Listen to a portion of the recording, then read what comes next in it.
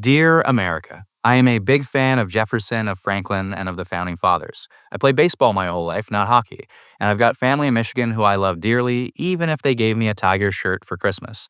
I'm joking, obviously, it's at least a playoff team. I also happen to be a Canadian member of Parliament, and I was public in my concerns that a Trump presidency would not be good for Canada because it would pose a threat to our economy with tariffs. And I've got to admit that it's not starting out great.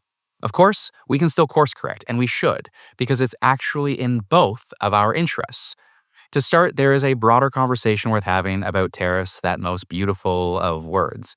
In the short term, yes, they offer protection for certain industries from foreign competition, and they generate some revenue, so I get it. It's easy politics.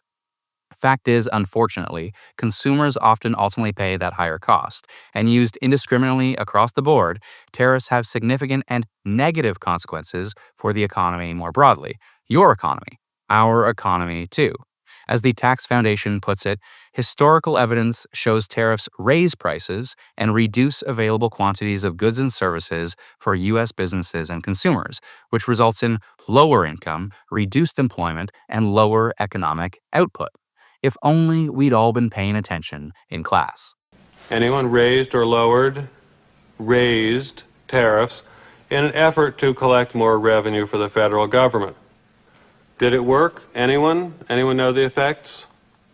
It did not work, and the United States sank deeper into the Great Depression. And look, maybe we just agree to disagree on tariffs as a tool to use. The better question that I am struggling to understand is, why Canada? Well, President-elect Trump kicked off the tariff conversation by blaming Canada for people, crime, and drugs pouring into the United States.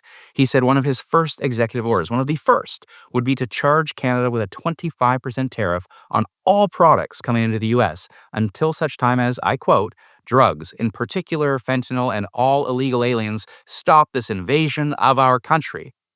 Now, I may not have captured all of those capital letters in just the right way, but that's the gist of it.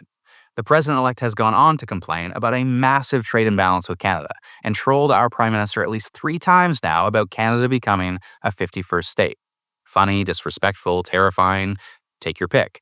The trade deficit really should not be a reason for weaponizing tariffs against your closest ally. The Bureau of Economic Analysis at the U.S. Department of Commerce, for example, they note that in 2023, U.S. exports of goods and services to Canada are about $441 billion, while imports from Canada were about $481.5. Now, that was a trade deficit of $40.6 billion USD.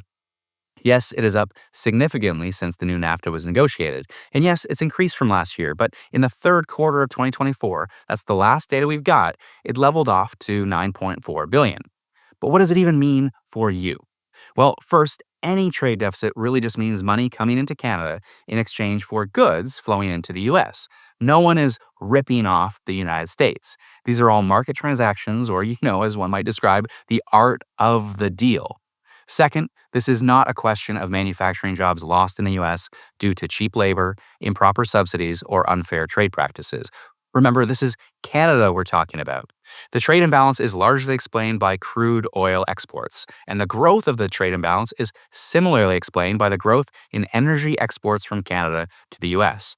Simply put, the U.S. economy would be less productive without this energy-related trade. And third, free trade has brought huge economic benefits to both of our countries. We are only 40 million people here in Canada, and we represent 14.5% of all American exports. Yeah, that's all well and good, Canadian MP, but what about all that crime, those drugs and illegal aliens coming from your great white north? Well, let's turn to the data. Yes, it's limited because we only know what we catch. We can see the people and drugs intercepted by U.S. and Canadian border agents, and that's it. Well, what does that data tell us? Of all the drugs intercepted coming into the U.S., less than 6% is coming from Canada.